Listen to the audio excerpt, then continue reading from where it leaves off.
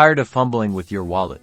Let's ditch the plastic and get you effortlessly paying with Apple Pay in just a few simple steps. First, let's open up your iPhone's settings. It's the gray icon with the gears. Give it a tap. Now, scroll down until you find Wallet and Apple Pay. It's usually grouped with other Apple services. Tap on it to open the wallet settings. You should see an Add Card button. This is where the magic begins. Tap on that button to add your debit or credit card. Your iPhone will now activate your camera. Position your card within the frame on the screen, and the iPhone will automatically scan the card details. Make sure you're in a well-lit area for best results. If scanning doesn't work, don't worry. You can manually enter your card details by tapping Enter Card Details manually at the bottom of the screen.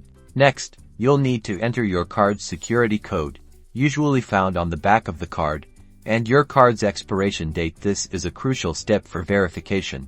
You'll be prompted to agree to your card issuer's terms and conditions. Take a moment to review them, then tap Agree to proceed. Your bank or card issuer will likely need to verify your card. Choose your preferred verification method, such as a text message or email, and follow the on-screen instructions.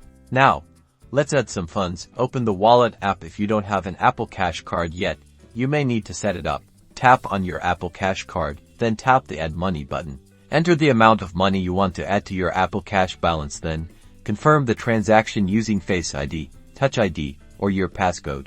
Still having trouble? Visit support.apple.com for detailed troubleshooting guides, and to connect with Apple support you'll find answers to common questions and solutions to any snags you might encounter.